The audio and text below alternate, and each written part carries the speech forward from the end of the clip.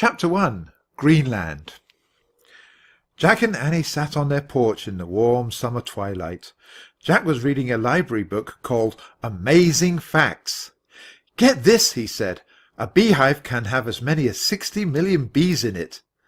"Is that all?" Annie said. "Ha ha," said Jack. "Okay, then get this." He read, "Some experts say there might be 10 billion trillion stars in the universe." "Wrong," said Annie. "In fact, there are 10 billion trillion and 73. Jack laughed. They both looked up at the dark blue sky. The first stars were coming out. "Seriously, 10 billion trillion?" said Annie. "I can't even imagine it." She stood up. "Hey, do you see that?" "What?" said Jack. "That little cloud," Annie said. "Where?" said Jack, standing. "Over the tree-top," said Annie. "Oh, man," whispered Jack. He saw it too. A small, brightly glowing cloud over the Frog Creek woods.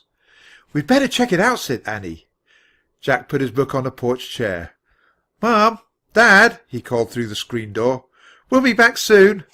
15 minutes, their dad called. "We'll watch a movie together." "Great," called Jack. He grabbed his backpack and then turned to Annie. "Let's go. Hurry!" Jack and Annie dashed down the porch steps. They tore across their yard and headed up the sidewalk. When they came to the Frog Creek woods, they crossed the street and hurried between the trees.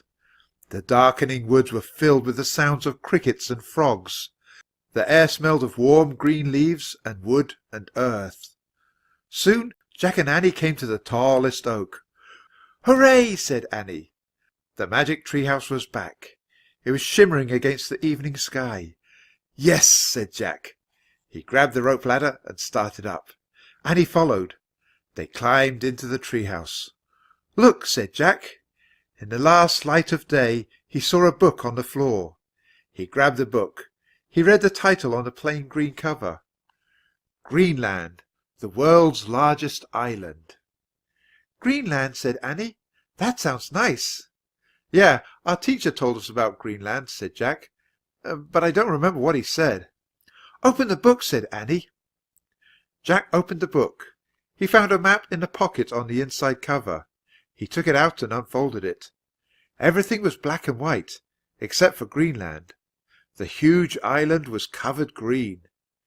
"Greenland sounds so beautiful," said Annie, "like it's filled with green grass and green trees."